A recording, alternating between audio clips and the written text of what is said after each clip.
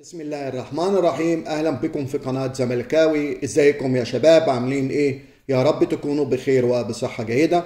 النهاردة هنتكلم في 4 مواضيع مهمة جدا. لو عجبكم الفيديو يا ريت تسمعوا الفيديو للآخر وتعملوا لايك وتشتركوا في القناة وتفعلوا الجرس عشان يوصل لكم كل جديد. ال4 مواضيع اللي احنا هنتكلم فيهم هم الراحلين عن نادي الزمالك، رأي فيتوريا في عودة إمام عاشور، صفقات البطولة العربية، ما هو نجم الأهلي الذي يقترب من الزمالك. السلام عليكم. أول حاجة هنتكلم فيها هو الراحلين بشكل رسمي من نادي الزمالك هم أحمد بالحاج وشبانة وسامسون، وقد استقر أسوريو أيضا. استقر على استبعاد ثنائي الزمالك من البطولة العربية، حيث استقر الكولومبي أسوريو على استبعاد كل من شبانة وعبد الله جمعة من قائمة الفريق لمباراة البطولة العربية للأندية القادمة، وده تمهيدا لإيه؟ لرحيلهم عن نادي الزمالك، لأن عبد الله جمعة مريض جدا في الفترة الأخيرة، دايما قاعد مفيش أي مجهود، ما بيعملش أي مجهود إن هو يلعب مع الفريق أو يقدم مردود إن المدرب نفسه يبقى راضي عن فعله في الفريق.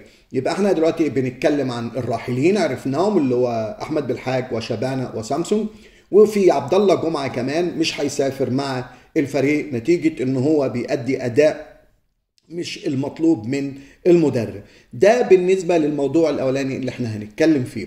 الموضوع الثاني اللي احنا هنتكلم فيه هو رأي فيتوريا في عودة إمام عاشور إلى الدوري المصري قادما من الدوري الدنماركي واللعب مع النادي الأهلي. أولا، أعرب البرتغالي فيتوريا عن حزنه عن عودة إمام عاشور إلى الدوري المصري من جديد، وحزنه على أي لاعب يعود إلى صفوف الدوري المصري من الاحتراف، وأكد أنه يريد تشكيلة المنتخب تكون من 11 لاعب محترف. وبعدين عودة كمان لاعب من الاحتراف، فيتوريا قال كده ده شيء مؤسف جدا، خاصة بهذه السرعة التي عاد بها إمام عاشور، لأن إمام عاشور قعد حوالي ست شهور، لعب 6 مباريات، جاب جونين، وبعد كده بسرعة كده عن طريق كوبري معين رجع إلى مصر. مش عايز يرجع تاني للنادي الدنمارك، لأن هو قال لك هناك إن الجو برد ومفيش أصدقاء، وهو حاسس بأنه هو وحيد، وطبعا هو عايز الجمهور، وعايز الجمهور يقعد يشكر فيه ويتكلم فيه وحاجات، واللي قبله يسلم عليه، وده طبعا مش موجود في الاحتراف. الاحتراف عايز زي محمد صلاح. محمد صلاح هو المحترف الحقيقي في الدوري المصري، اللي هو بتنسى كل شيء، كل اهتمامك بيكون مهتم بس فقط في الاحتراف، مجهود ولعب. ولذلك محمد صلاح أصبح لاعب عالمي من خلال المجهود اللي قدمه. فإمام عاشور ليس لاعب عالمي، وما عندوش فكرة ازاي هو يحترف. ده بالنسبة لموضوع إمام عاشور ورأي فيتوريا فيه. هنتكلم بعد كده الصفقات اللي هي هتسافر مع نادي الزمالك في البطولة العربية مع اللعيبة القديمة.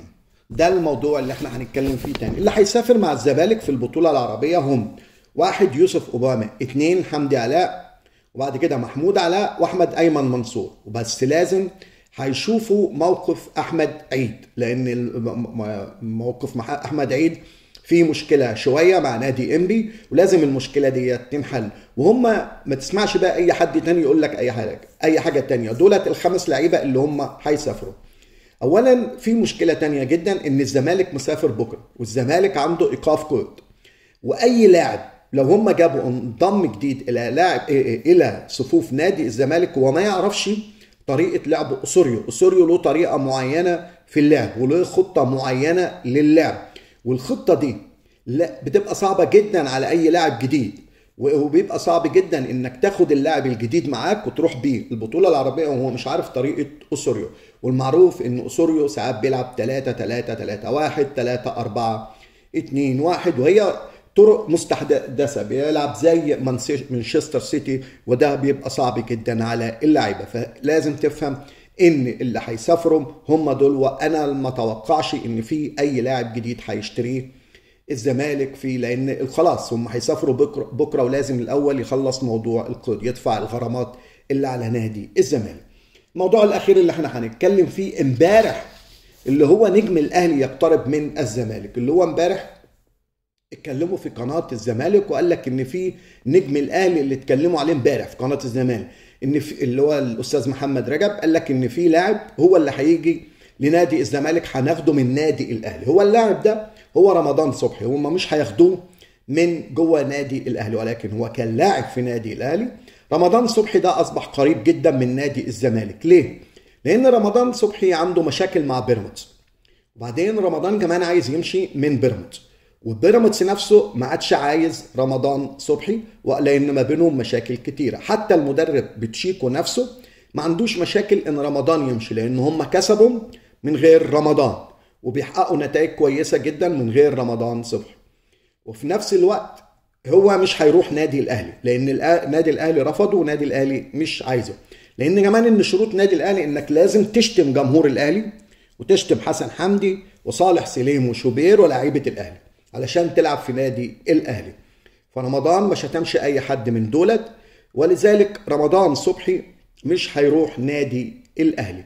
ليه؟ لانه ما عملش العقد او الحاجات اللي هي مطلوبه عشان تنضم لنادي الاهلي. طيب بيراميدز عايز كام في رمضان صبحي؟ بيراميدز عايز حوالي 1.5 مليون دولار. طبعا بيعتبرش مبلغ كبير بالنسبه لانك هتشتري رمضان صبحي. المفروض ان الزمالك يخلص مع بيراميدز ويشتري رمضان صبحي. ليه؟ لان دي هتعتبر فرصه للرد على الاهلي في صفقه امام عاشور، دي اول حاجه. وده بيصلح كمان ما تم افساده في صفقه امام عاشور، يعني ان الزمالك افسد في موضوع امام عاشور. وهل الزمالك تواصل مع بيراميدز؟ لا طبعا. الكلام كله للحظه اللي احنا بنتكلم فيها هو الكلام مع رمضان صبحي بس، لكن لسه مفيش تواصل ما بين الزمالك ورمضان صبحي. انا في رايي لو رمضان صبحي جه لنادي الزمالك هينجح. ليه؟ لان رمضان صبحي محتاج ان هما التدعيم والدعم. الدعم ده بيجي من الجمهور. بيراميدز ما عندوش جمهور، لكن الزمالك عنده جمهور اللي هو هيقف في ظهر رمضان صبحي وهيرجعه تاني للمستوى اللي كان فيه. انا اتمنى بصراحة ان الزمالك يدخل في رمضان صبحي عشان تعتبر ضربة قوية لنادي الاهلي. ده بالنسبة لموضوع النهاردة، والف شكر يا جماعة. اتمنى بصراحة تعملوا لي لايك وتشتركوا في القناة. الف سلام.